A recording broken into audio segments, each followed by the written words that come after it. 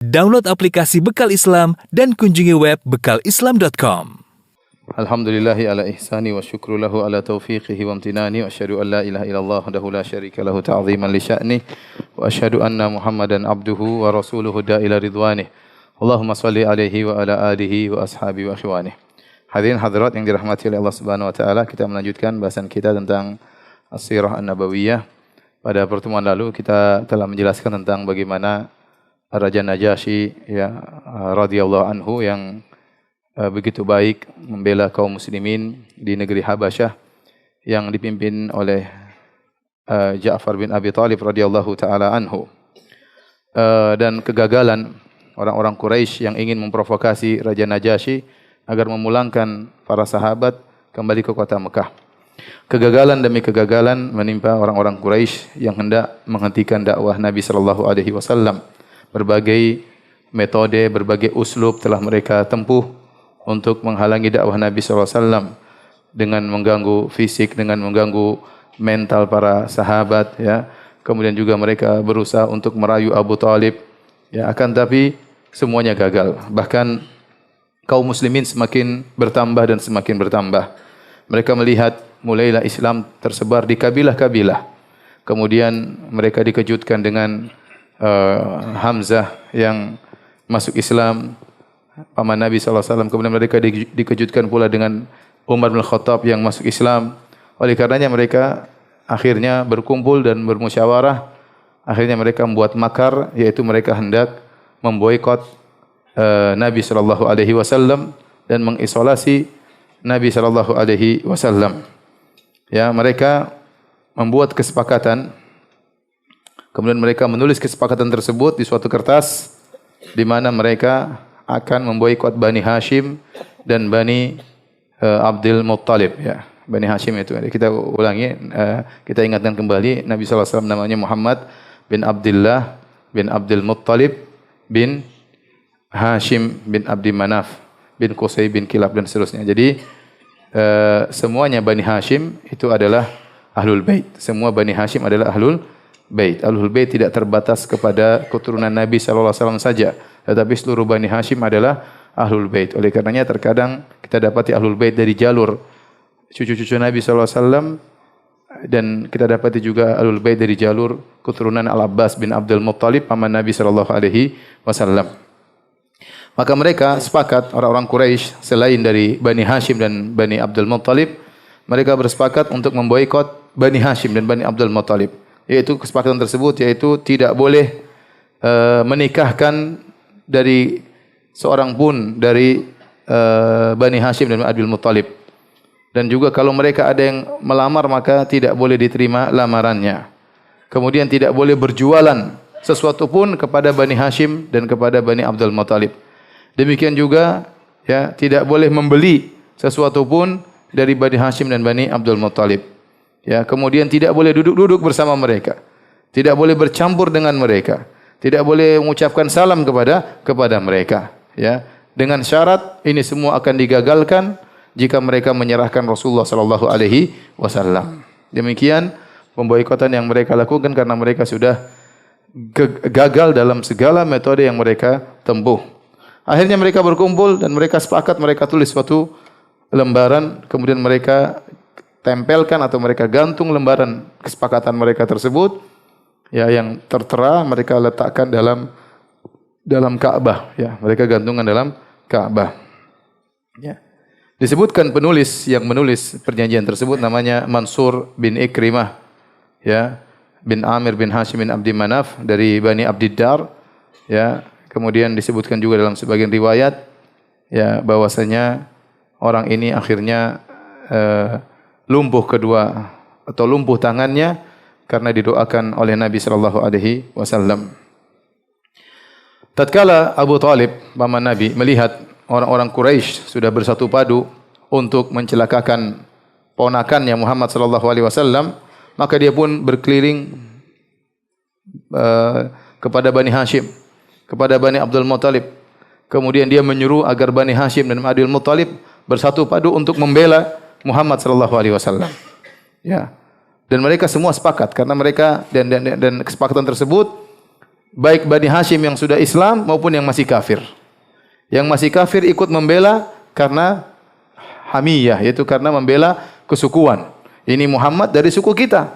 Bagaimana kabilah-kabilah yang lain ingin membunuh Muhammad? Bagaimana kabilah-kabilah yang lain ingin merendahkan Muhammad? Maka karena fanatik kesukuan, akhirnya seluruh Bani Hashim dan seluruh Bani Abdul Muttalib membela Muhammad sallallahu alaihi wasallam. Seluruhnya karena fanatik terhadap suku. Kecuali satu yang tidak membela Muhammad, yaitu siapa?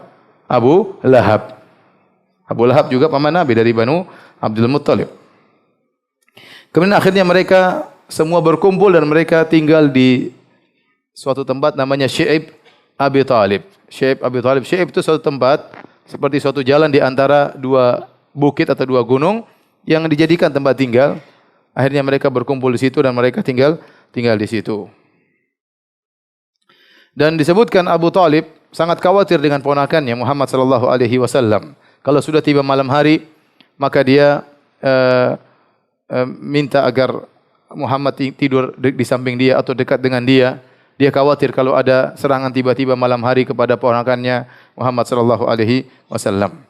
Demikian juga terkadang kalau sudah tiba malam hari, maka Abu Talib menyuruh Nabi sallallahu alaihi wasallam tidur di salah satu tempat tidur dari saudara-saudaranya. Adapun saudara yang tersebut tidur di tempat tidurnya Rasulullah sallallahu alaihi wasallam, menjaga-jaga jangan sampai ada serangan di malam hari. Mulailah berjalan pemboikotan dan ini sangat berpengaruh bagi Bani Hashim ya. Mereka menghadapi kesulitan yang sangat berat ya, kesulitan yang sangat berat. Dan ini berlangsung selama 3 tahun ya. Sehingga akhirnya tidak ada makanan yang sampai kepada mereka. Ada orang datang jualan ya, tidak bisa mereka beli dari orang-orang tersebut. Kenapa? Dihalangi oleh orang-orang Quraisy. Bahkan ada pedagang yang datang dari luar ingin berjualan kepada Bani Hashim dan Bani Abdul Muttalib, maka datang Abu Lahab.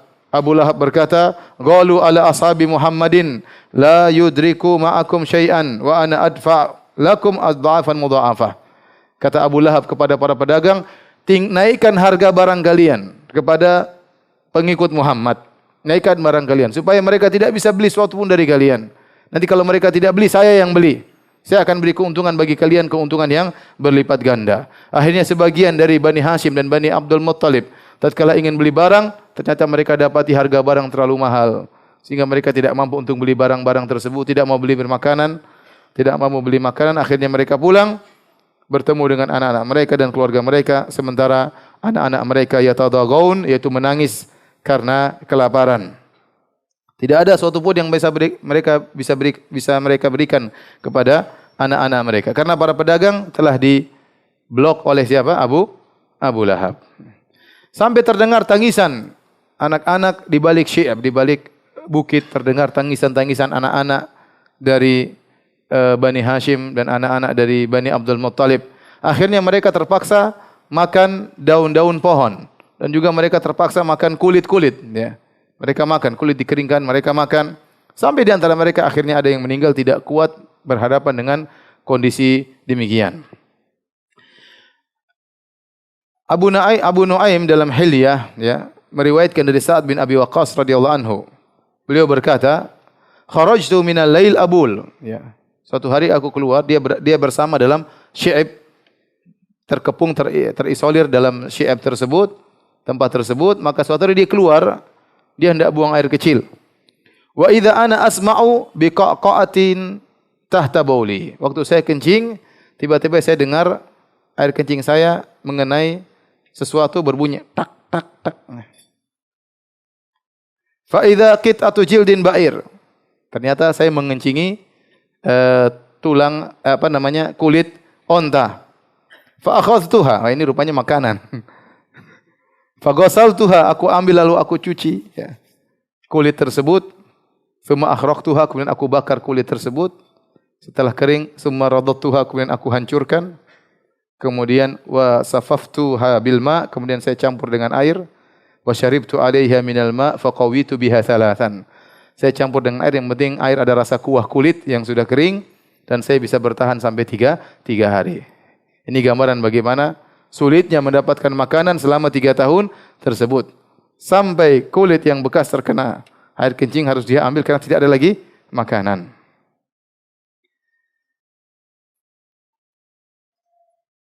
Hal ini ya menyenangkan orang-orang Quraisy tatkala mereka tahu bahwasanya ya tidak ada yang bisa beri bantuan kepada Bani Hashim dan Bani Abdul Muttalib yang terisolir dalam Syi'ab tersebut. Kalau ada yang ingin memberi bantuan, maka akan beri bantuan dengan diam-diam. Ada dari orang-orang Quraisy yang tidak tega. Mereka kafir, tapi mereka tidak tega. Masa Muhammad ini kan kerabat kita. Dia dari Bani Hashim, Quraisy, ya. Bagaimana kita tega membiarkan kerabat kita seperti tidak makan, tidak minum, kesulitan, kehausan, kelaparan, anak-anaknya menangis, banyak yang meninggal. Akhirnya di antara mereka ada yang memberi bantuan secara diam-diam. Di antara orang-orang kafir yang memberikan bantuan secara diam-diam adalah Hakim bin Hizam. Hakim bin Hizam radhiyallahu anhu waktu itu masih kafir. Hakim bin Hizam adalah ponakannya Khadijah. Ponakannya Khadijah radhiyallahu taala anha, ya. Maka di antara juga yang memberi bantuan secara diam-diam adalah Hisham bin Amr al-Amiri. Hisham bin Amr al-Amiri. Dan dia sangat menyambung silaturahmi dengan Bani Hashim. Maka dia datang malam-malam dengan membawa onta. Onta tersebut ditaruh makanan di atasnya, dipikulkan makanan. Kemudian dia pukul onta tersebut sambil diarahkan menuju ke Syi'ab tadi, yaitu jalan di antara tempat tinggalnya Bani Hashim dan Bani Abdul Muttalib. Ya, kemudian dia biarkan ontanya sampai ke sana agar makanan sampai kepada Bani Hashim dan Bani Abdul Muttalib dan Nabi sallallahu alaihi wasallam yang sedang terkepung di tempat tersebut.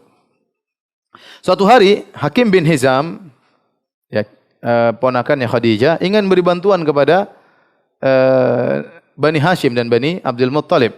Maka dia pun bawa gandum, kemudian dia menyuruh seorang budaknya untuk memikul gandum tersebut untuk diserahkan kepada bibinya Khadijah radhiyallahu taala anha, Khadijah binti Khuwailid, istri Nabi, karena Khadijah ikut terkepung juga di situ. Ya.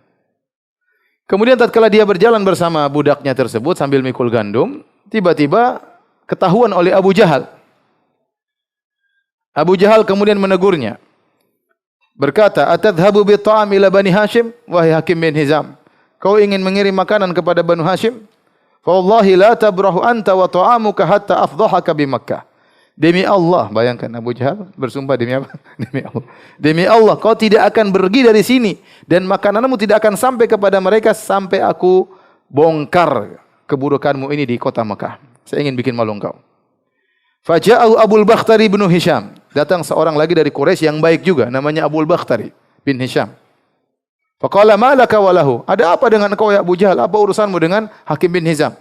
Abu Jahal berkata, "Yahmilu ta'ama ila Bani Hashim." Ini orang ingin mengirim makanan kepada Bani Hashim. Abul Bakhtari mengomentari, "Ta'amun kana li ammatihi indahu fa ba'athat ilaihi. Afatamna'u an ya'tiyaha bi ta'amiha?" Wahai Abu Jahal, ini makanan mau dia kirim ke bibinya, kau larang-larang. Ini makanan mau diberikan kepada bibinya, kau larang. Khalli sabila rajul, biarkan dia pergi. Abu Jahal enggak mau. Akhirnya ributlah antara Abu Jahal dengan Abul Bakhtari. Kemudian Abul Bakhtari ya mengambil memegang onta yang dibawa oleh budak yang diletakkan gandum di atasnya, maka dia pun pukul onta tersebut, kemudian dipukul dengan keras supaya onta tersebut kabur lari menuju ke Bani Hashim untuk bawa apa? Makanan. Waktu itu Hamzah bin Abdul Muttalib paman Nabi SAW dekat dengan mereka melihat keributan mereka. Tatkala mereka tahu ada Hamzah melihat mereka, akhirnya mereka diam, tidak jadi ribut. Khawatir nanti mereka ditertawakan oleh siapa? Hamzah. Jangan sampai kita ketahuan ribut. Ya udah, biarin aja. Meskipun demikian dalam kondisi terisolir, diboikot, Nabi SAW tetap berdakwah. Malam, siang, hari tetap berdakwah. Pergi ke Quraisy, dia berdakwah kepada mereka agar mereka masuk Islam. Ya. Namun, di antara hikmah disebut oleh para ulama, dengan kejadian ini, 3 tahun mereka diboikot, mulailah muncul orang-orang baik dari orang-orang Quraisy yang sadar bahwasanya perbuatan Abu Jahal dan kawan-kawannya perbuatan yang buruk. Mengajarkan mereka untuk memutuskan silaturahmi dengan Bani Hashim dan Bani Abdul Muttalib. Padahal Bani Hashim, Bani Abdul Muttalib adalah Quraisy yang memiliki nasab yang tinggi, bukan sembarang Quraisy, tapi Quraisy yang memiliki nasab yang tinggi. Sehingga sadar dalam diri mereka bahwa ini adalah keburukan. Di masa pemboikotan tersebut, lahirlah Habrul Ummah, ya, yang dikenal dengan orang alimnya ya kaum muslimin, umat ini yang dikenal dengan ahli tafsir, dialah Ibnu Abbas radhiyallahu taala anhuma. Jadi Ibnu Abbas lahir di tatkala masa pemboikotan tersebut. Imamnya para ahli tafsir. Dan Ibnu Abbas adalah seorang yang dikenal, ya, dia adalah sepupunya Nabi SAW, Abdullah bin Abbas. Karena Abbas bin Abdul Muttalib paman Nabi. Ibnu Abbas, anaknya Al-Abbas bin Abdul Muttalib, sepupu Nabi SAW, namun umurnya dengan Nabi sangat jauh. Ya. Dia lahir sekitar 3 tahun atau 4 tahun sebelum Nabi berhijrah. Ya. Sebelum Nabi berhijrah. Dan dia adalah seorang yang tampan, kemudian seorang yang tinggi, kemudian sangat cerdas, ya, dan termasuk orang-orang yang sempurna. Taib. Akhirnya Banu Hashim selama 3 tahun tinggal di Syi'ib Abu Talib, kemudian terboikot, ya, dan mereka merasakan penderitaan yang luar biasa. Akhirnya sebagian orang-orang Quraisy yang hatinya masih ada kasihan sama Bani Hashim. Padahal mereka orang kafir. Dan mereka tahu ini tidak baik seperti ini, ya. Hati mereka masih ada dan mereka tahu ini perbuatan yang buruk. Akhirnya mereka mulai berpikir bagaimana agar pemboikotan ini, pemutusan silaturahmi ini bisa selesai, bisa berhenti. Yang paling depan dalam hal ini adalah Hisham bin Amr. Hisham bin Amr yang tadi mengirimkan makanan malam-malam kepada Bani Hashim. Ya. Dia memiliki kekerabatan dengan Bani Hashim. Dan dia adalah orang yang mulia di kaumnya. Dan dia telah berusaha untuk membantu Bani Hashim tatkala di hari-hari mereka diboikot. Maka dia berpikir bagaimana agar perkara ini bisa selesai. Maka berjalanlah dia, Hisham bin Amr al-Amiri, dia berjalan menuju seorang bernama Zuhair bin Abi Umayyah al-Makhzumi. Zuhair bin Abi Umayyah al-Makhzumi dari kabilahnya Abu Jahal, karena Abu Jahal dari Banu Makhzum. Zuhair bin Abi Umayyah. Tetapi ibunya adalah Atikah, bibinya Rasulullah sallallahu alaihi wasallam. Atikah bintu Abdul Muttalib. Jadi tantenya Nabi siapa? Atikah, ya. Jadi punya kekerabatan dekat dengan Nabi. Berarti dia sepupunya siapa? Nabi sallallahu alaihi wasallam. Maka Hisham menegur Zuhair, "Ya Zuhair, aqad radita an ta'kula at-ta'am wa talbasu ath-thiyab wa tankiha an-nisa wa akhwaluka haitsu qad alimta la yuba'un wa la yubta' minhum wa la yankihun wa la yunka ilaihim." Apakah kau senang wahai Zuhair? Engkau makan makanan, engkau pakai pakaian, engkau menikahi para wanita, sementara paman-pamanmu, om-ommu dari Bani Hashim, kondisi mereka sebagaimana kau ketahui. Mereka tidak bisa beli barang, mereka tidak bisa menjual barang, mereka tidak bisa menikah dan mereka tidak bisa menikahkan. Ama inni ahlifu billah, law kanu akhwala Abil Hakam bin Hisham, thumma da'utu ila mithli ma da'aka ilahi minhum, ma ajabukum ilahi abada. Kemudian Hisham memprovokasi Zuhair, "Wahai Zuhair, demi Allah saya bersumpah, seandainya kejadian ini menimpa Abu Jahal, kemudian ya engkau menyuruh Abu Jahal untuk memboikot paman-pamannya, Abu Jahal tidak akan nurut sama engkau. Masa sekarang kejadian ini terjadi pada paman-pamanmu, kau ikut memboikot paman-pamanmu, sementara kau dalam hidup enak, makan, minum, pakai pakaian, menikah, ya." Akhirnya dia berkata, "Wahai Hakum ya Hisham, madza asna?" Celaka engkau Hisham, apa yang bisa saya lakukan? Bagaimana saya bisa bantu mereka? Sementara orang Quraisy semua memboikot Bani Hashim. Inna ma'ana rajulun wahid, saya cuma satu orang, gimana saya bisa bantu mereka? Wallahi law kana ma'i rajulun akhar lakumtu fi naqdhiha hatta anqudhaha. Kalau ada teman satu saja temani saya akan batalkan perjanjian tersebut. Kemudian Hisham berkata, "Waqad wajadtu rajulan." Sungguh kau telah dapat temanmu. Siapa? Saya. Kita berdua. Kata Zuhair, "Ibghina rajulan thalithan." Belum. Cari yang orang ketiga. Cari orang ketiga. Maka akhirnya ya Hisham pergi menuju Mut'im bin Adi, orang yang baik juga. Maka dia berkata, "Wahai Mut'im, apakah kau senang? Dua suku Bani Hashim, Bani Abdul Muttalib binasa, dari Bani Abdul Manaf binasa. Sementara engkau melihat tersebut, kau menyaksikannya dan kau setuju dengan kebinasaan mereka." Ya. Kemudian sama dia berkata, "Wahai Haka, famadza asna?" Celaka engkau, apa yang bisa aku lakukan? Inna ma'ana rajulun wahid, saya cuma sendiri. Kemudian kata Hisham, "Qad wajadtu tsaniyan." Kau sudah mendapati orang kedua. Siapa? Saya, orang kedua. Ibghina tsalitsan, cari orang ketiga. Ada orang ketiga. Siapa? Zuhair bin Abi Umayyah. Kita bertiga. Kata dia, ibghina rabi'an. Cari orang keempat. Berangkatlah Hisham. Hisham ni yang otaknya dia, Hisham bin Amr al-Amiri. Maka dia berjalan menuju Abul Bakhtari bin Hisham. Maka dia berkata sebagaimana yang dia katakan kepada kedua orang sebelumnya. Kemudian Abul Bakhtari berkata, hal min ahadin yu'inu ala hadha? Apakah ada orang bisa bantu kita dalam urusan ini? Maka Hisham berkata, ada. Zuhair bin Abi Umayyah, Mut'im bin Adi, dan saya juga bersamamu, kita 4 orang. Kata Abul Bakhtari, ibghina khamisan, cari orang kelima. Maka Hisham pergi ke Zam'ah bin al-Aswad bin al-Muttalib. Maka dia pun menyampaikan hal ini. Dia ingatkan tentang kekerabatan, tentang Bani Hashim Quraisy, kita harus menolong mereka. Maka dia berkata, apakah ada yang bantu kita dalam urusan ini? Maka dia sebutkan, kita sudah berlima. Ya. Kita sudah berlima. Akhirnya mereka bersepakat suatu tempat namanya Al-Hujun di pinggiran kota Mekah. Kemudian mereka sudah sepakat untuk bikin provokasi besok agar perjanjian ini bisa digagalkan. Ya. Kemudian kata Zuhair, ana abda'ukum fa'akunu awwala man yatakallam. Saya yang pertama kali ngomong besok. Ya. Tatkala tiba besok hari, 5 orang ini jalan menuju Masjidil Haram. Dan kita tahu, sering saya sampaikan, Abu Jahal nongkrongnya di mana? Di Masjidil Haram. Nongkrongnya di Masjidil Haram. Kemudian Zuhair bin Abi Umayyah, dia datang dengan pakaian indah, dengan hullah pakaian. Kemudian dia tawaf di Ka'bah. Mereka ini musyrikin semua. Kita sudah sering sampaikan bahwasanya orang musyrikin mereka juga tawaf dan mereka juga apa? Haji. Maka Zuhair bin Abi Umayyah dia pun tawaf 7 putaran. Setelah itu dia balik menghadap Abu Jahal dan teman-temannya. Kemudian dia berkata, ya ahla Makkah, wahai penduduk Makkah, anakulu ta'am wa nalbasu thiyab wa Banu Hashim halka.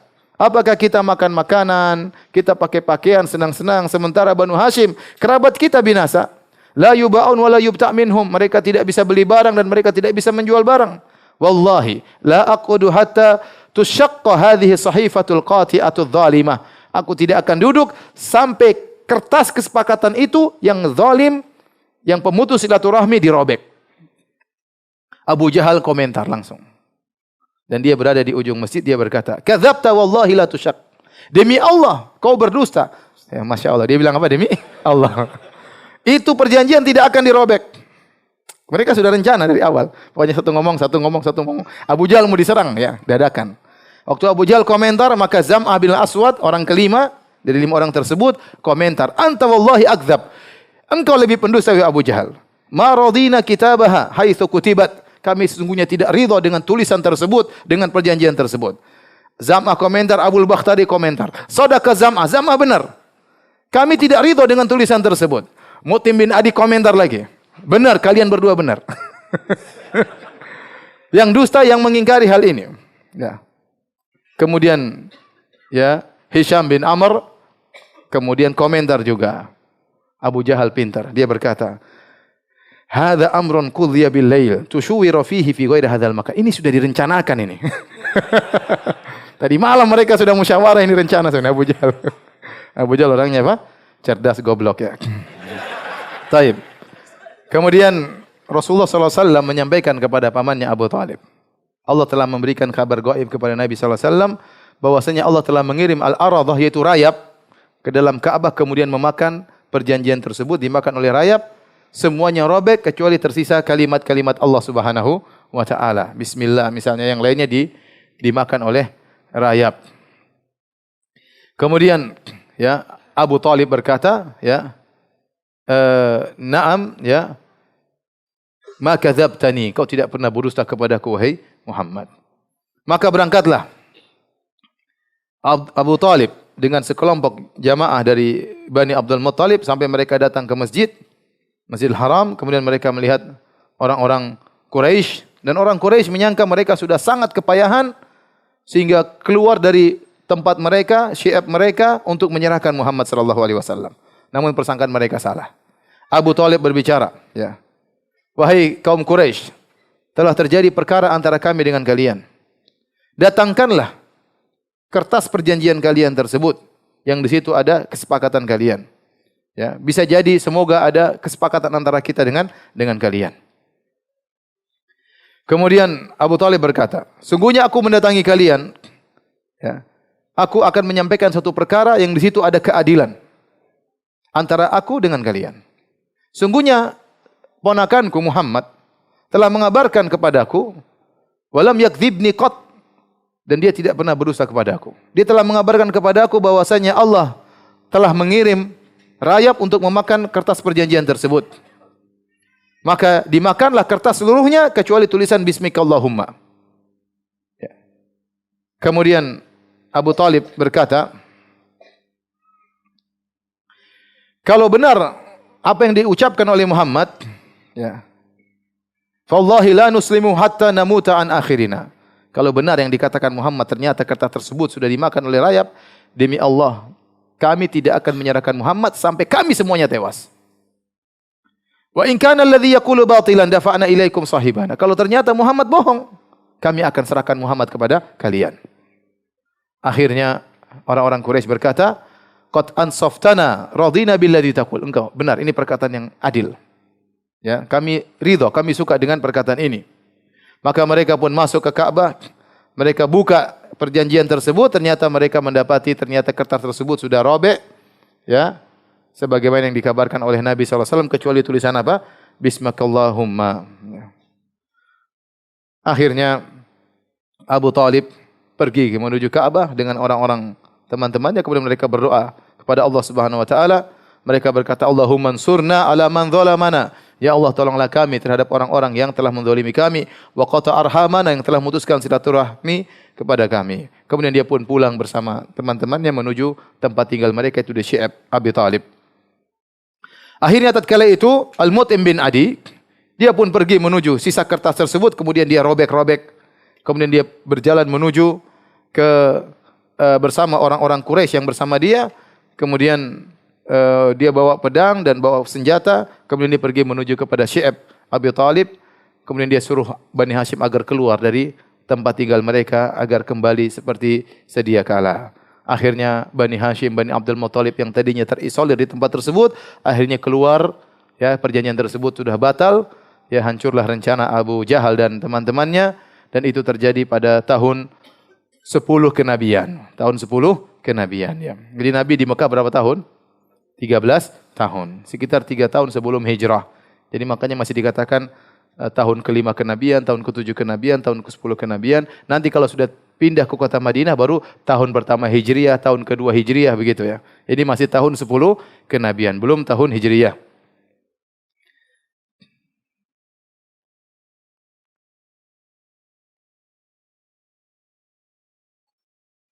Taib, hadirin dan hadirat yang dirahmati oleh Subhanahu wa taala. Setelah itu tidak lama terjadi kejadian yang sangat menyedihkan Nabi sallallahu alaihi wasallam, yaitu wafatnya pamannya Nabi sallallahu alaihi wasallam, yaitu Abu Talib. Abu Talib meninggal dunia. Dan wafatnya Abu Talib sebagaimana tadi kita isyaratkan, yaitu tidak lama setelah mereka keluar dari tempat yang mereka diboykot, yaitu di akhir dari tahun 10 kenabian. Sekitar 3 tahun sebelum hijrah. Tatkala beliau meninggal, umur beliau 87 tahun. Abu Talib umurnya 87 tahun. Tatkala Abu Talib akan meninggal dunia, maka Nabi datang menjenguk pamannya Abu Talib. Ya. Ternyata sudah ada yang menjenguk Abu Talib sebelum Nabi sallallahu alaihi wasallam, yaitu Abu Jahal dan Abdullah bin Abi Umayyah. Fi nafarin min Quraisy, dan beberapa orang Quraisy. Mereka ternyata sudah lebih dahulu menjenguk Abu Talib. Akhirnya Nabi SAW mendakwai pamannya. Siapa tahu di ujung kehidupannya dia masuk Islam. Maka Nabi berkata, ya ammi, qul la ilaha illallah kalimatan uhajju laka biha indallah. Wahai pamanku, ucapkan la ilaha illallah, suatu kalimat yang aku akan bela engkau di sisi Allah Subhanahu wa taala. Dalam riwayat yang lain kata Nabi SAW, qul la ilaha illallah asyhadu laka biha yaumal qiyamah. Ya pamanku, ucapkanlah kalimat la ilaha illallah, aku akan bersaksi untukmu pada hari kiamat kelak. Ternyata Nabi mendakwahi, Nabi menceramahin Abu Talib, ternyata Abu Jahal juga ceramah. Ya. Abu Jahal berkata, atarghabu an millati Abdul Muttalib? Wahai Abu Talib, kau benci dengan agama bapakmu. Subhanallah, Abu Talib mengerti ya, bahwasanya hujah yang paling kuat agar menjadikan Abu Talib bertahan dalam kesyirikan adalah apa? Ta'assub fanatik kepada ya tradisi. Seakan-akan Abu Jahal berkata, wahai Abu Talib, kalau kau ikut agama Muhammad, berarti kau telah meninggalkan agama nenek moyangmu. Kau telah benci kepada agama bapakmu. Jadi benar-benar Abu Talib memilih perkataan yang benar-benar provokatif. Dia berkata, dia tidak mengatakan, apakah kau tinggalkan agama bapakmu? Tidak. Dia mengatakan, apakah kau benci dengan agama bapakmu? Subhanallah. Lihat, Abu Jahal pintar atau tidak? Pintar goblok. Lihat, dia tidak mengatakan, apakah kau keluar dari agama bapakmu? Ini masih ringan. Tapi dia memilih kata yang sangat provokatif. Dia berkata, atarghabu an millati Abdul Muttalib, apakah kau benci dengan agama bapakmu? Seakan-akan konsekuensi dari kalau kau ikut agama Muhammad berarti kau benci dengan agama bapakmu, dan berat bagi Abu Talib. Namun Nabi tidak putus asa. Nabi ulangi lagi. Ya ammi, qul la ilaha illallah kalimatan uhajjulaka bi indallah. Wahai pamanku, ucapkanlah la ilaha illallah, kalimat yang aku akan bela engkau di sisi Allah. Aku akan bersaksi, asyhadu laka yaumal qiyamah. Aku akan bersaksi membelamu pada hari kiamat kelak. Dalam riwayat yang lain dalam Sahih Muslim, ya, Abu Talib berkata, laula an tu'ayyirani Quraisy yaqulun inna ma hamalahu ala dzalika jaza' la aqrartu biha ainak. Abu Talib berkata, wahai Muhammad, wahai ponakanku, kalau tidak aku khawatir orang-orang Quraisy akan mengejekku, mengatakan bahwasanya ya, Abu Talib itu masuk Islam karena takut, karena apa ya? Tentu aku akan membahagiakan engkau. Tapi dia tidak mau mengucapkan apa? La ilaha illallah. Maka turunlah firman Allah Subhanahu wa taala, innaka la tahdi man ahbabta walakinallaha yahdi man yasha. Sungguhnya engkau Muhammad tidak bisa beri hidayah kepada orang yang kau cintai, tetapi Allah memberi hidayah kepada yang Dia kehendaki. Kemudian Abu Talib pun meninggal dunia, fa aba an yaqula la ilaha illallah. Dia enggan mengucapkan apa? La ilaha illallah. Di sini antum tahu wahai hadirin hadirat, bahwasanya hidayah itu sangat mahal. Hidayah itu sangat bernilai. Bayangkan Abu Talib yang begitu sayang kepada Nabi, dan Nabi sangat sayang kepada Abu Talib. Sampai Allah mengatakan, innaka la tahdi man ahbabta. Kau tidak bisa beri petunjuk kepada orang yang kau cintai. Maka ini jelas bagaimana kadar kecintaan Nabi kepada Abu Talib. Namun meskipun itu orang yang sangat dia cintai, ternyata Nabi tidak bisa beri hidayah kepada Abu Talib. Sebagaimana Nabi-Nabi sebelumnya. Bagaimana Ibrahim alaihissalam begitu sayang kepada bapaknya, Azar. Ternyata bapaknya tidak bisa dapat hidayah. Padahal Nabi Ibrahim begitu lembut, ya, menegur bapaknya. Ya abati, wahai ayahanda, wahai ayahanda. Namun ayahanda tidak mau beriman. Lihatlah bagaimana Nabi Nuh alaihissalam. Begitu sayang kepada anaknya, begitu sayang kepada istrinya. Ternyata mereka tidak bisa dapat hidayah. Nabi Lut alaihissalam begitu sayang kepada istrinya, ternyata tidak dapat hidayah. Sebaliknya, ya, sebaliknya istri Fir'aun, suaminya lebih hebat daripada Abu Jahal. Suaminya Fir'aun, ya, orang paling bejat di alam semesta, begitu bengis, begitu bejat, begitu kufur, ngaku sebagai Tuhan, ternyata istrinya dapat apa? Hidayah. Hidayah urusan siapa? Allah. Kita hanya bisa berdoa, tapi keputusan di tangan Allah Subhanahu wa taala. Ya. Jadi antum ini ya bersyukur kepada Allah. Lahir-lahir tahu-tahu sudah Islam. Alhamdulillah, ya. Sudah, ya. Bersyukur, banyak bersyukur kepada Allah. Lihatlah Abu Talib yang begitu dicintai oleh Nabi, ternyata Nabi tidak bisa beri hidayah kepadanya dengan usaha yang luar biasa. Padahal dia begitu cinta juga kepada Nabi, begitu membela Nabi SAW, rela mati demi ponakannya Muhammad. Tetapi dia takut dicela oleh kaumnya. Dan dalam syairnya dia berkata, ya, walaqad alimtu bi anna dina Muhammadin min khairi adyanil bariyati dinan, walaula al-malamatu wa hidharu masabbatin lawajadtani samhan bidzaka mubina. Sungguh aku tahu bahwasanya agama terbaik yang ada di antara manusia adalah agama ponakanku Muhammad. Kalau bukan karena aku takut dicela, dicerca, engkau akan dapati aku akan masuk dalam agama tersebut. Namun dia takut dicerca, takut dituduh benci kepada agama bapaknya, akhirnya dia meninggal dalam kondisi musyrik. Itulah kesudahan dari Abu Talib. Maka Allah turunkan firman-Nya, innaka la tahdi man ahbabta, walakinnallaha yahdi man yasha. sungguhnya engkau tidak bisa beri petunjuk kepada orang yang kau cintai wahai Muhammad, akan tapi Allah beri petunjuk kepada yang Allah kehendaki. Nabi SAW waktu tahu pamannya meninggal dalam kondisi musyrik, Nabi masih bisa berharap menolong pamannya. Maka dia berkata, "Wallahi la astaghfiranna laka ma lam unha anhu." Demi Allah, aku akan mohon ampunan bagimu wahai pamanku selama aku tidak dilarang. Ternyata Allah turunkan ayatnya melarang hal tersebut. Ya, makana lin nabi walladzina amanu ayastaghfirul musyrikin walau kanu uli qurba min ba'di ma tabayyana lahum annahum ashabul jahim. Allah turunkan firman-Nya, tidak pantas bagi seorang nabi dan tidak pantas bagi orang-orang beriman untuk mohon ampunan bagi orang-orang musyrikin meskipun mereka adalah karib kerabat setelah jelas bahwasanya mereka adalah penghuni neraka jahanam. Oleh karenanya hukum berlaku dalam Islam, tidak boleh kita mendoakan orang kafir dengan ampunan, dengan rahmat setelah mereka meninggal dunia. Tidak boleh, hukumnya haram. Ya. Tahu-tahu misalnya ada orang musyrik, saudara kita meninggal, kita bilang, semoga Allah ampuni dia. Tidak boleh. Semoga Allah merahmatinya. Tidak boleh. Kalau dia masih hidup, kita bisa doakan, ya Allah berilah petunjuk kepadanya. Kalau sudah meninggal, sudah selesai. Tidak boleh. Bahkan ada larangan. Nabi dilarang. Kalau boleh mendoakan orang musyrik, maka Nabi lebih utama mendoakan pamannya. Mungkin orang musyrik terbaik di dunia ini Abu Talib. Kalau saya boleh katakan orang musyrik terbaik di dunia ini Abu Talib. Bagaimana tidak baik? Dia rela mati membela Muhammad sallallahu alaihi wasallam. Dia punya peran besar dalam mengembangkan dakwah Islam di awal Islam. Perannya sangat besar. Tetapi qadarullah dia meninggal dalam kondisi musyrik. Makanya saya sangat sedih tatkala saya mendengar ada Baba Vatikan meninggal, ya.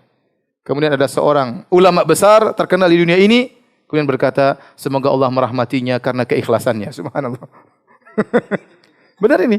Kalau saya sebutkan namanya antum kaget, tapi orang terkenal, sangat top, punya buku banyak. Kemudian dia berkata, semoga Allah merahmati ya, Paulus karena keikhlasannya dalam membuat orang menjadi syirik kepada Allah Subhanahu wa taala. Ayat sudah jelas dilarang, kemudian ya, enggak boleh. Baik. Waktu Abu Talib meninggal dunia, datanglah Ali bin Abi Talib datang kepada Nabi. Kata Ali bin Abi Talib dalam Sunan Abi Daud dengan sanad yang hasan, dia berkata, "Lamma mata Abu Talib." Ali yang bercerita, anaknya sendiri. Ali bin Abi Talib, dia cerita. Tatkala mati Abu Talib. Dia tidak bilang tatkala wafat bapakku, ya. Tatkala meninggal Abu Talib. Ataitu Rasulullah, aku pun mendatangi Rasulullah sallam. Fakultu, aku berkata kepada Nabi, "Inna ammaka Syekhud Dhal qad mat." Lihat perkataan Ali yang agak keras. Dia mengatakan, "Inna ammaka Syekhud Dhal." Wahai Rasulullah, sungguhnya pamanmu, seorang tua yang tersesat itu sudah meninggal. Ini dibilang tentang bapaknya. Dulu memang orang subhanallah sangat kuat sehingga pokoknya kalau musyrik sudah putus hubungan. Ya. Maka kata Nabi SAW, "Idhab fawari abak." Nabi dengan kata-kata lembut, "Pergilah engkau wahai Ali, kubur bapakmu." Nabi sayang kepada Abu Talib, cuma dia musyrik. Kata Ali, "Enggak, innahu mata kafiran." Dia meninggal kafir, saya tidak mau kuburin. Kata Nabi SAW, "Idhab fawari." Pergilah dan kuburkanlah dia. "Tsumma la tuhditsanna syai'an hatta ta'tiyani." Dan jangan bikin macam-macam. Kuburkan terus datang kepadaku. Kata Ali bin Abi Talib, "Fawaraituhu tsumma ji'tuhu." Ya. Maka aku pun datang menemui Nabi setelah menguburkannya. Fa amarani faktasaltu wa da'ali. Kemudian dimerintahkan aku untuk mandi, aku mandi, kemudian Nabi mendoakan aku. Tapi bagaimana nasib Abu Talib di akhirat? Apakah perjuangannya selama ini bermanfaat? Ya. Karena dia meninggal dalam kondisi musyrik, namun dia membela Islam luar biasa. Ya. Datang Al-Abbas bin Abdul Muttalib. Al-Abbas bin Abdul Muttalib paman Nabi. Paman Nabi berarti saudaranya Abu Talib. Abu Talib juga pamannya Nabi. Saya ulangi, waktu Nabi berdakwah, yang hidup, yang di antara yang masih hidup di antara paman Nabi 4 orang. Paman Nabi, Nabi bapaknya dan bapaknya Nabi 10 bersaudara. 10 bersaudara laki-laki. Perempuan ada 4 atau 5, saya lupa. Jadi anaknya Abdul Muttalib itu sekitar 14 atau 15. Sekitar gitu. Yang 10 laki-laki semua, 10 laki-laki. Namun paman-paman Nabi ini tatkala Nabi berdakwah, tatkala diperintahkan untuk berdakwah, semuanya sudah meninggal kecuali tinggal 4 orang. Empat orang tersebut Abu Lahab, Abu Talib, Hamzah dan Al-Abbas. Ya. Dua orang meninggal dalam kondisi kafir.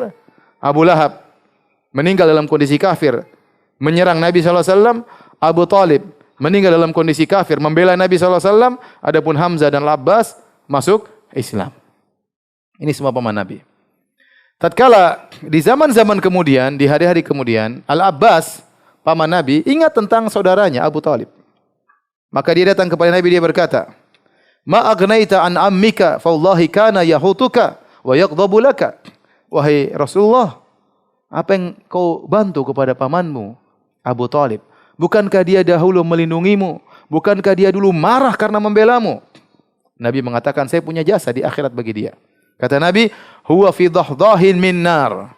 Walaula ana lakana fi darkil asfali minan nar. Abu Talib di neraka jahanam berada di dahdah. Dahdah itu dalam bahasa Arab seperti kalau kita lewat ke sungai, airnya lagi surut. Airnya lagi surut sehingga kita melangkahkan kaki, ada percikan-percikan air, ada airnya tapi tidak sampai ke mata kaki. Itu namanya dalam bahasa Arab dahdah. Artinya apa? Pamanku Abu Talib terkena azab neraka jahanam tapi cuma di bagian bawah. Kalau bukan karena aku, kata Nabi SAW, tentu dia akan berada di neraka jahanam yang paling dasar. Tempatnya orang-orang musyrikin. Dan ini satu-satunya orang musyrik yang Allah beri pengecualian, dia mendapatkan keringanan dalam hukuman. Tapi tidak keluar dari neraka. Tetap diazab, tetapi diberi apa? Keringanan. Sebagai bentuk penghormatan kepada Nabi SAW. Syafaatnya kepada paman yang meninggal dalam kondisi musyrik, diazab dengan azab yang paling ringan. Dalam riwayat yang lain, ini hadis Al-Abbas bin Abdul Muttalib. Dalam hadis yang sahih Muslim, sahih Bukhari juga, dari Abu Sa'id Al-Khudri, annahu sami'a an-nabi sallallahu alaihi wasallam wa dzukira indahu ammuhu. Dzukira indahu ammuhu. Dia mendengar Nabi tatkala disebutkan tentang pamannya Abu Talib, maka Nabi berkomentar. Nabi berkata, la'allahu tanfa'uhu syafa'ati yaumal qiyamah. Semoga syafaatku bermanfaat baginya pada hari kiamat kelak. Fayuj'alu fi dhahdahi minan nar. Maka dia diletakkan di api yang ringan, yaitu cuma terkena alas atau terkena kakinya. Ya bulugu ka'baihi yaghli minhu dimaguhu. Api yang hanya sampai pada mata kakinya, namun otaknya mendidih. Kemudian juga hadis ini diriwayatkan dalam Sahih Muslim dari Ibnu Abbas. Ibnu Abbas berkata, ahwanu, dari Nabi SAW, bahwasanya Rasulullah SAW bersabda, ahwanu ahlin nar adzaban Abu Talib. Orang yang paling ringan azabnya di neraka jahanam siapa? Abu Talib. Wa huwa munta'ilun bin na'laini yaghli minhuma dimaguhu. Dia menggunakan sendal dari neraka jahanam membuat otaknya mendidih. Dan hadis-hadis tentang diazabnya Abu Talib dalam neraka jahanam diriwayatkan oleh banyak sahabat, ya. Oleh banyak sahabat, ya. Di antaranya Al-Abbas bin Abdul Muttalib, saudara kandungnya sendiri. Di antaranya Ibnu Abbas, ponakannya sendiri. Di antaranya Abu Sa'id Al-Khudri, di antaranya Abu Hurairah. Ada banyak hadis. Karena belakangan ini muncul sebagian orang yang meragukan hal ini, ingin membuat keraguan. Kata mereka, ya, Abu Talib masa meninggal dalam kondisi musyrik, ya. Abu Talib masa membela Islam kemudian mati dalam kondisi kafir. Hadis-hadis dalam Sahih Bukhari, Sahih Muslim apa? Dhaif katanya. Gimana dhaif Sahih Bukhari, Sahih Muslim? Gimana dhaif yang meriwayatkan sahabat banyak? Ya. Ya. Bukan cuma satu sahabat, banyak sahabat yang meriwayatkan hal tersebut. Ya. Sampai orang-orang Syiah seperti At-Tabatabai dalam tafsirnya, Syiah menyatakan Abu Talib meninggal dalam kondisi apa? Islam. Dia mengatakan Abu Talib meninggal dalam kondisi Islam, bahkan surganya lebih tinggi daripada Muhajirin dan Ansar, kata dia. Kenapa? Dia tidak ingin menyatakan ada, ya, paman Nabi yang Ahlul Bait yang meninggal dalam kondisi musyrik. Dan ini tidak bisa berjalan. Taruhlah kalau memang Abu Talib itu meninggal dalam kondisi Islam, tetap saja ada Ahlul Bait yang meninggal kafir. Contohnya Abu Lahab. Jadi kaidah bahwasanya seluruh keturunan Nabi itu pasti Islam itu enggak benar. Makanya Asy-Syaukani membantah dalam tafsirnya, betapa banyak keturunan Nabi yang benar-benar saleh dan betapa banyak yang kafir. Contoh, seluruh orang Yahudi keturunan dari siapa? Nabi Yakub alaihissalam. Semua orang Yahudi keturunan siapa? Nabi Yakub. Apakah semuanya orang-orang soleh? Bajingan-bajingan sekarang mereka seluruhnya. Ya. Tidak semua keturunan Nabi kemudian pasti maksum, terjaga dari kesalahan.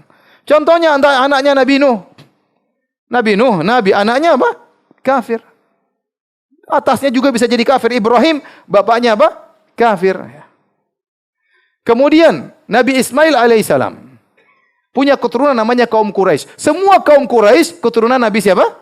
Ismail. Semua Quraisy adalah keturunan Nabi Ismail. Apakah semua Quraisy baik? Abu Jahal Quraisy, ya. Abu Lahab Quraisy, dan mereka di neraka Jahannam. Jadi tidak syarat bahwasanya seorang nabi bawahnya harus maksum, atasnya harus benar juga. Tidak ada syaratnya. Akhirnya mereka mencoba untuk menakwil. Kata mereka, Ibrahim yang kafir itu bukan bapaknya, pamannya. Enggak mungkin Ibrahim dari keturunan apa? Kafir. Terus Nabi Nuh itu bukan anaknya, ponakannya. Repot kan gitu. Dan seterusnya. Kita bilang enggak, Allah punya hikmah di balik ini semua. Bagaimana pentingnya tauhid, sebesar apa kebaikan Anda, sebesar apapun jasa Anda terhadap dunia, terhadap umat, terhadap Islam, kalau Anda ternyata meninggal dalam kondisi musyrik, tidak ada nilainya di sisi Allah Subhanahu wa taala. Ya. Kata Allah, faja'alnahu haba'an manthura. Faqadimna ila ma 'amilu min amalin faja'alnahu haba'an manthura. Kami nampakkan bagi mereka pahala-pahala yang mereka lakukan dari perbuatan amal soleh mereka, lalu kami jadikan itu semua sebagai debu yang berterbangan, tidak ada nilainya. Oleh karenanya, ya, dan ini bantahan saya sering sampaikan terhadap orang-orang liberal yang mereka mengatakan tujuan agama itu yang penting adalah berakhlak mulia. Kalau Anda berakhlak mulia dengan agama apapun, Anda masuk surga. Itu syubhat yang mereka sering bilang. Mereka mengatakan agama ini hanyalah sarana agar seorang bisa berakhlak mulia. Nah, kalau ada orang berakhlak mulia dengan agama apapun, yang penting dia sudah mencapai tujuan berakhlak mulia, maka dia akan masuk surga. Ya. Dan ini tidak benar. Kita bilang tujuan agama bukan itu. Itu sekunder. Yang primernya yang sungguhnya Allah berfirman, "Wa ma khalaqtul jinna wal insa illa liya'budun." Tidaklah aku ciptakan jin dan manusia kecuali untuk menyembah siapa? Allah. Kamu diciptakan di alam semesta ini oleh Allah untuk membuktikan engkau seorang hamba. Dan bukti kau seorang hamba, kau tidak boleh beribadah kepada selain Allah. Berakhlaklah mulia kepada Tuhanmu yang telah menciptakanmu. Percuma kau berakhlak mulia dengan manusia, ternyata kau kurang ajar dan biadab terhadap Tuhan yang menciptakanmu. Bagaimana Allah yang telah menciptakan engkau, memberi rezeki kepadamu, memberi kehidupan kepadamu, memberikan anak istri kepadamu, terus kau berterima kasih menyembah kepada selain Allah Subhanahu wa taala. Ya. Ini tidak benar. Oleh karenanya, kalau dikatakan bahwasanya tujuan yang terpenting adalah akhlak mulia, kita katakan maka seharusnya Abu Talib berada di surga Firdaus. Harusnya demikian. Ya tidak? Dia orang paling berjasa kepada Islam. Lebih berjasa daripada ente semuanya. Daripada saya juga ya. Jasa kita terhadap Islam apa? Sedikit. Abu Talib jasanya luar biasa. Rela mati di saat-saat genting. Bayangkan, bela Nabi SAW luar biasa. Saya mengajak orang-orang kafir yang lainnya untuk membela Rasulullah SAW luar biasa. Tapi ternyata dia masuk neraka Jahannam. Kalau yang jadi tujuan hanya sekedar akhlak mulia, kita bilang kalau ada orang ateis baik, masuk surga atau tidak? Tanya sama orang liberal, ada orang ateis baik, ramah sama tetangga, suka beri bantuan kepada tetangga, tapi dia tidak percaya Tuhan. Kira-kira masuk surga atau tidak? Oh, dia saja tidak percaya surga, Tuhan saja tidak percaya, kita bilang dia masuk surga. Ya. Tentunya kita bilang tidak. Kalau ada PKE yang baik. Oleh karena para hadirin Allah Subhanahu wa taala, jadi ini bantahan terhadap orang liberal, bantahan terhadap orang Syiah yang mengatakan Abu Talib meninggal dalam kondisi apa? Islam, dalam rangka untuk berlebih-lebihan terhadap membela nasab mereka dan yang lainnya. Ini tidak benar. Kita membela Rasulullah SAW tidak harus dengan demikian. Ya.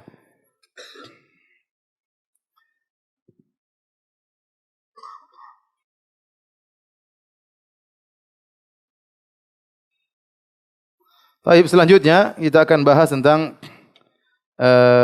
peristiwa berikut tentang wafatnya Khadijah radhiyallahu taala anha, tapi insyaallah kita waktunya sudah habis, kita lanjutkan pada pertemuan berikutnya insyaallah taala.